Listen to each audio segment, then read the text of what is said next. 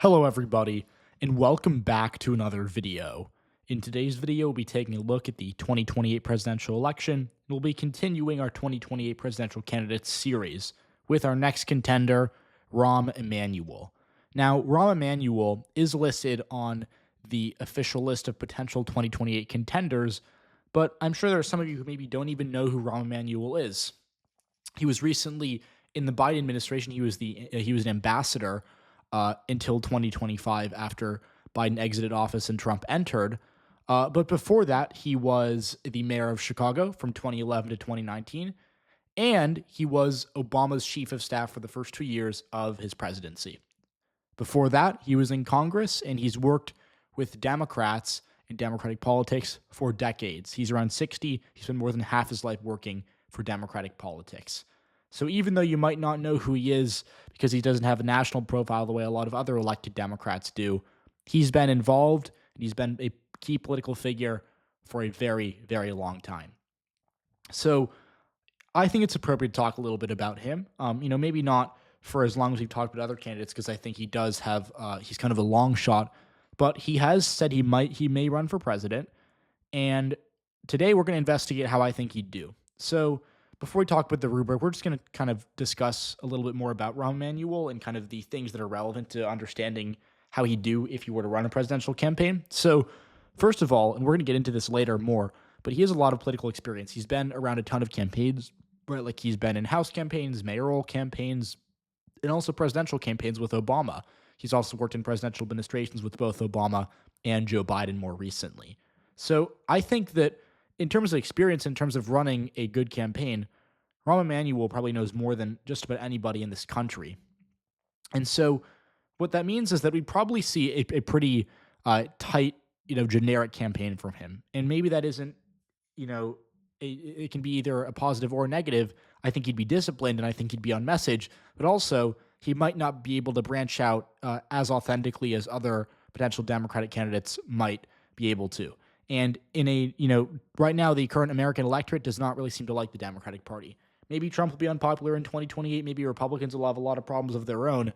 But Democrats are very unpopular. And they're unpopular with independent voters, obviously with Republican voters, but also with their own voters. A lot of registered Democrats are not happy with the state of the party. And so what that means is that Rahm Emanuel is someone who kind of comes from the political establishment, who's kind of been, with Democrats, to be fair, through thick and thin, but also he's kind of built up a party that a lot of people on the left themselves are not very happy with right now. I think that is why he's kind of a long shot, is because when Democrats are so upset with the way that their party is, kind of moving, they might not, or I think the direction the party is moving in, I should say, they're maybe not necessarily as open to a candidate who's, potentially an architect of that. So that's why he's a long shot. But that doesn't mean that that if he were to get the nomination, he wouldn't run a good campaign. I think he could maybe actually run a pretty good campaign and do a lot of things well, even though he does have a number of weaknesses that are kind of, to an extent, inherent to him. So that's where I stand on Rahm Emanuel in terms of his ability to run a campaign. But he also, to talk a little bit about his background, right? He didn't do, I shouldn't say he didn't do anything, but he was less high profile in his later years in the Biden administration, just because he was an ambassador, which is generally a role with few exceptions that's pretty quiet. And then he was also, and this is, I'd say kind of similar, he was higher profile than he was in 2022 and 2025 with Biden.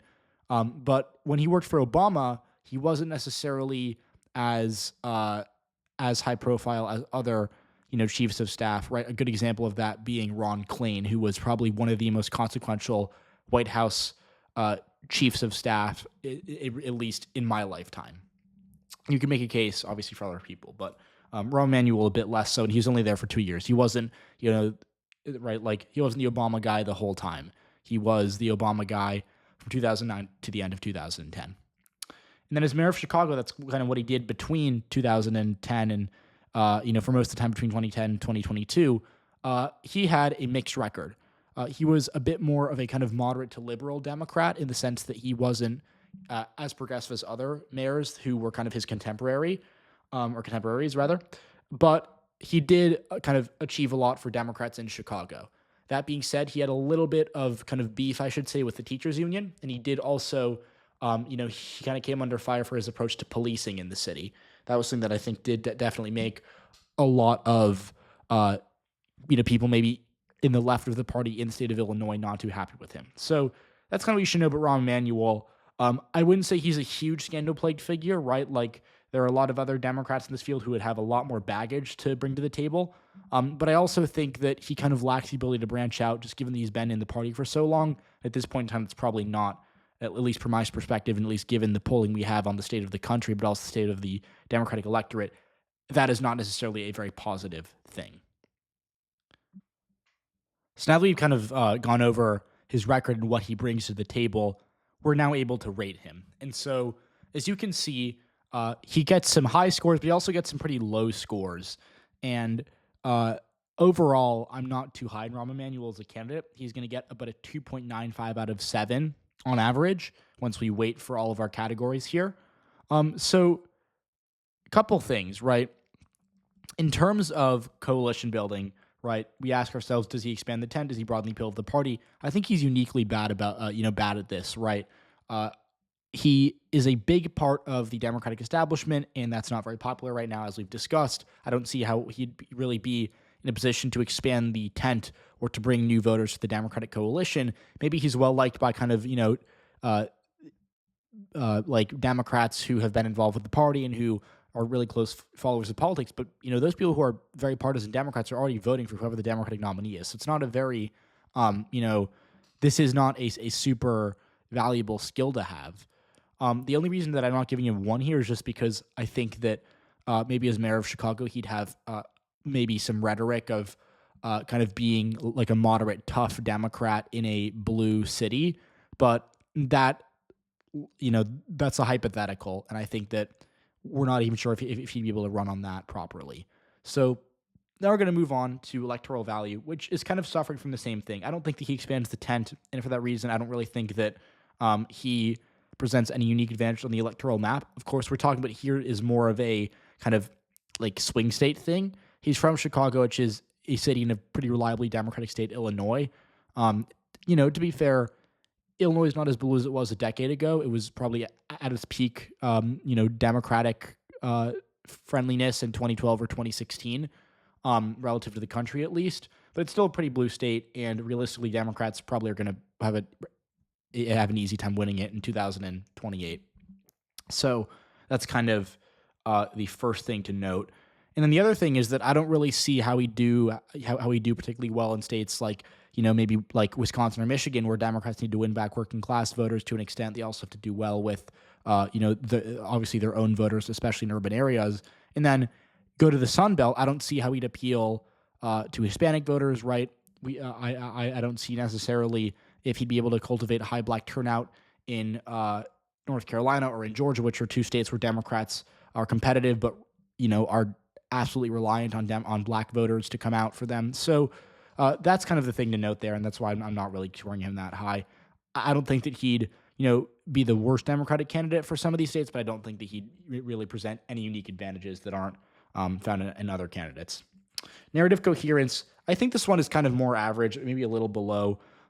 I don't know how effective his messaging would be just because he's part of that Democratic establishment that's really not well liked right now. But I do think that being the mayor of a big city and kind of having a less progressive record, right? And I know a lot of people might not like that. There are a lot of people who are progressive who wish that mayors of these cities like Chicago were more progressive. But as the mayor of Chicago, he was less progressive, especially than someone like Brandon Johnson. I think right now, given the climate that the country is in politically, might be a bit of an asset to him. So maybe that'll help him with moderate voters who are a little skeptical of the left wing of the Democratic Party at this moment. But that's a pretty specific thing. And even then, I'm not sure if Rahm Emanuel will be the greatest candidate to even make that argument. So he gets a 3. He's okay, but really nothing that I think is that enticing here.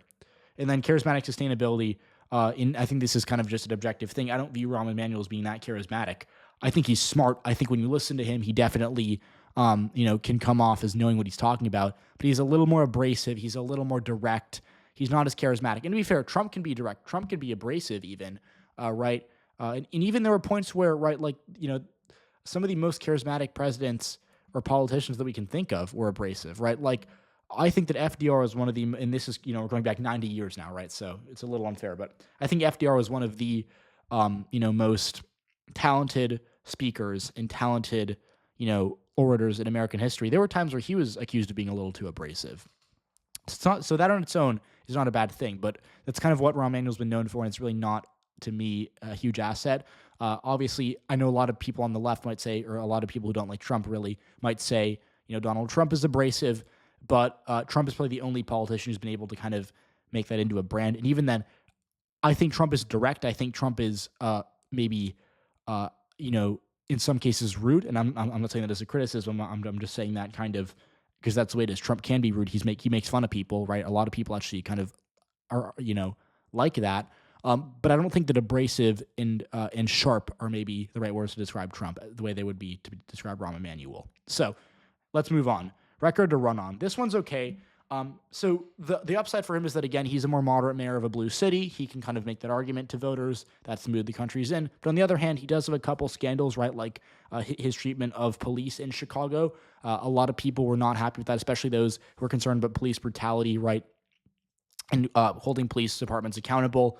Rahm Emanuel maybe could be harmed kind of from the left on that. So it kind of balances out. I think he'd be in the middle here. He isn't as scandal-plagued as other Democratic nominees, but being mayor of a big city is hard, and Rahm Emanuel really, especially from the left of the party, didn't do himself a ton of favors when he was holding the mayoral position in Chicago. And then he also, by the way, he was a Democrat in Congress for many years before that, right? Like in the 2000s, he took some positions that today would be pretty conservative compared to some other Democrats who are in Congress now.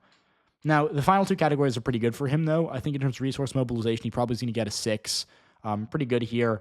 He is a really good fundraiser. That's one of his biggest assets. He, and before the 2006 midterms, raised a lot of money for Democrats as mayor of Chicago. He's got a ton of access to kind of Democratic circles, because that's obviously Chicago is one of the most historically Democratic cities in the country. A lot of Democratic donors there.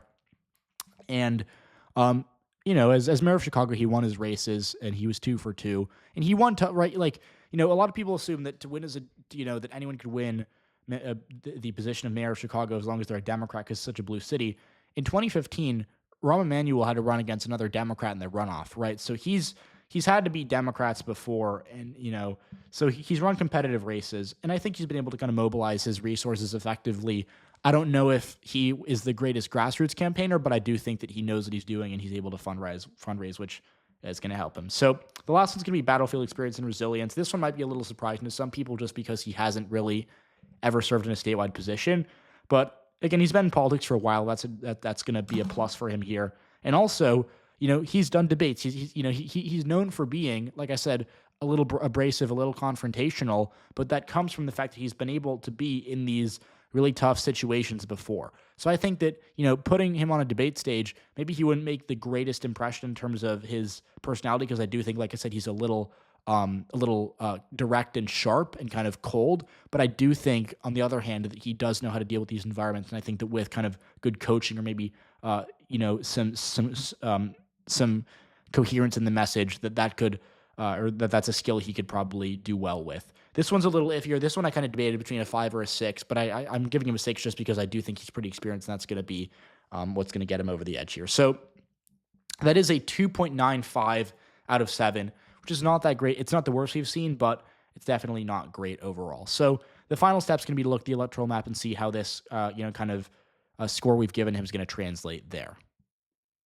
So in a matchup with J.D. Vance, I think he'd probably do pretty poorly in the Sun Belt. I think Nevada and Arizona would be really hard for him to win, just because these are states where Democrats have kind of had to run a little bit more on, especially Nevada, maybe on more populist messages, on messages that appeal to working class voters.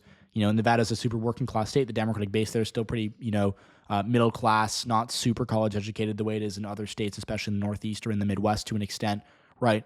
So overall, I would say that the appeal of Emanuel is probably the weakest in states like Nevada and as well as Arizona. On the other hand, I think he would probably win New Mexico. I think you'd expect him to win Minnesota. I think he'd nearly take New Jersey, although it would be actually a little close. I think he'd probably win New Hampshire as well, maybe by about a point more than New Jersey, which is interesting, just because I think he'd suffer a little bit with turnout in the cities. New Jersey is a very urban state. Democrats need a lot of votes out of cities like Newark and Camden and Trenton, right? Whereas in New Hampshire, Democrats do a little bit better with white voters, do a little bit better with it's not a very urban state in general. Democrats kind of just do well in the smaller towns here relative to other states. That's kind of true throughout the Northeast, right? Like go to Connecticut or Massachusetts or Vermont and New Hampshire. These rural areas are a lot bluer than they are everywhere else. But that's a conversation for another time. J.D. Vance, and I think he'd also probably win the 2nd district in Nebraska. J.D. Vance would win Maine's 2nd district, and I do think in addition to that he'd probably hold on to North Carolina pretty easily, just because Kamala Harris couldn't win North Carolina, and it wasn't that close. She lost by a full 3%. I don't see how Rahm Emanuel could make that up. Maybe he'd lose it by a similar margin, but I don't see him being able to win. So the path is pretty clear here. It runs through one of these, 3 of these 4 states. So he can take Michigan, he can take Pennsylvania, and he has to win one more. So I would say that's probably the easiest path is through Michigan and Pennsylvania. And again, I think you can argue that Wisconsin's a little bit bluer than Michigan, but if we give Rahm Emanuel Wisconsin, he has to, I think he'd already be winning Michigan anyways, even if there's more upside for Democrats in Wisconsin, if that makes sense, right? I could see Rahm Emanuel winning Wisconsin by maybe 2 if Republican turnout's poor, because Wisconsin Republicans need really, really high turnout to even win. Whereas Michigan, Democrats have kind of the reverse problem where they need turnout in their areas, and I think that it would be probably close no matter what. So just to kind of recap, I think he'd probably do best in Michigan and Pennsylvania, just because I don't think that Rahm Emanuel will have a super great turnout operation for Democrats, but I think that on the other hand, he maybe wouldn't be so polarizing as to elevate like super high Republican turnout. And again, someone like J.D. Vance, who is I'd say popular within the Republican base, but is not Trump. He might struggle himself. That's another factor we have to consider here. So I'd say that at that point, you'd still give him Wisconsin, but I think it would probably be a little bit, maybe a little bit closer than people expect relative to Michigan and Pennsylvania. And I think he'd lose Georgia, maybe by 1 or 2. I'm not really sure there, but I do think he'd lose it. Again, like North Carolina, I don't see how he'd necessarily have the turnout necessary among black voters, right? Like especially given his scandals as mayor of Chicago. That would probably be a bit of a wedge issue for him in a potential Democratic primary, let alone a general election. And so the reason that I think it runs through the Rust Belt here is just because the Democratic base here it's a little bit it's a little bit more consistent in the sense that Democrats will never get below like 48% of the vote in any of these states, really. Like Kamala Harris, who was the worst performing Democrat in the Rust Belt since, broadly Michael Dukakis, right? She still got, 48.3 in Michigan, 48.7 in Pennsylvania, but 49% in Wisconsin. I think 48.9% Wisconsin to be exact. So through thick and thin, Democrats have a bit of a high floor here, whereas in Georgia, Democrats, we've seen them get as low as 46 or 45. North Carolina can be 46, 45 as well. So given that I don't think Rahm Emanuel is a very high ceiling candidate, I don't think he'd be able to win these states, and I think that he'd have to kind of bank on, just better turnout patterns and maybe a little bit of persuasion luck on election day to win states where Democrats have just a smaller margin of error. So that's the path. It runs through the Rust Belt. And again, these are states that, relative to the country, I know it's kind of hard to conceptualize because we kind of think of states like Georgia and North Carolina as being a lot more left trending than like Wisconsin or Pennsylvania. But relative to the country, even Pennsylvania, which trended right by a good amount in 2024, relative to the country, it was still bluer than North Carolina, even Georgia too. So, I think you have to consider that. So overall, that is my take. Rahm Emanuel, I don't think would be the greatest candidate. I think you'd have a pretty thin path, and Democrats probably be better nominating someone else. So if you agree, let me know. If you disagree, tell me why. Tell me if you think I'm underrating Rahm Emanuel overall. So thanks for watching, and I'll see you all next time.